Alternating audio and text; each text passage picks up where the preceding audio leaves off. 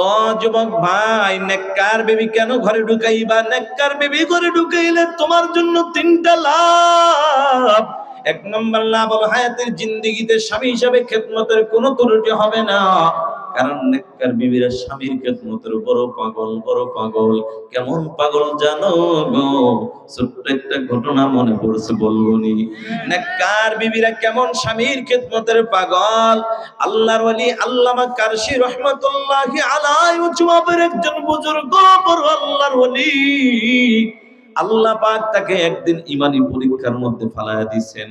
কুষ্ঠ রোগ দিয়া তাকে পরীক্ষার মধ্যে ফালাইছেন। কুষ্ঠ রোগে আক্রান্ত হইয়া মাজুর হয়ে পড়ে আছে। আল্লাহর ওলি সিদ্ধান্ত নিলেন, আমার হায়াতের জিন্দেগিতে কোনোদিন আমি বিবাহ করব না। কারণ আল্লাহ পাক আমাকে ভালোবাসাই তো ঈমানি পরীক্ষার মধ্যে ফালাইছে। আল্লাহ তো যাকে তাকে পরীক্ষা করবেন না। আল্লাহ যাকে ভালোবাসবেন তাকেই ঈমানি পরীক্ষা করবেন। সূরা কোন সুবহানাল্লাহ। এটা আমার কথা নয়, এটা আল্লাহর কোরআনের কথা। মানে কার কথা?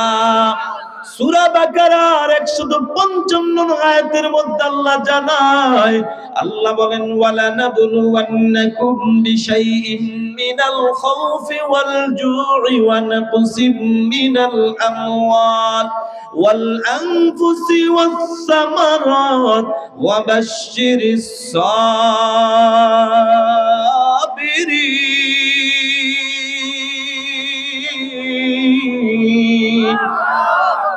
আল্লাহ বলে, যারা ইমানদার দাবি করবা, অবশ্যই আল্লাহ তাগিদ দিয়া বলছেন, অবশ্যই আমি আল্লাহ তাদেরকে পরীক্ষা করব। আমি আল্লাহ কি দিয়ে পরীক্ষা করব জানো গো? আমি আল্লাহ ভয় দিয়ে পরীক্ষা করব, ক্ষুধা দিয়া করব, ফসল দিয়া করব, জীবন দিয়া করব। তবে ইমানদার মুসিবতের মধ্যে পড়ছো, কোনো টেনশন নাই।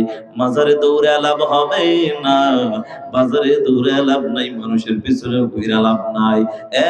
আমার ইমানদার বান্দা বান্দিরা, মুসিবত দেওয়ার মালিক আমি আল্লাহ, মুসিবত থেকে হেফাজত করার মালিক কে?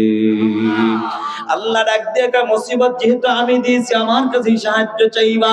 কেমনে সাহায্য চাইবা সেটা আমার আল্লাহ কুরআনুল কারীমের মাধ্যমে সুন্দরভাবে জানায় দেন। সুবহানাল্লাহ।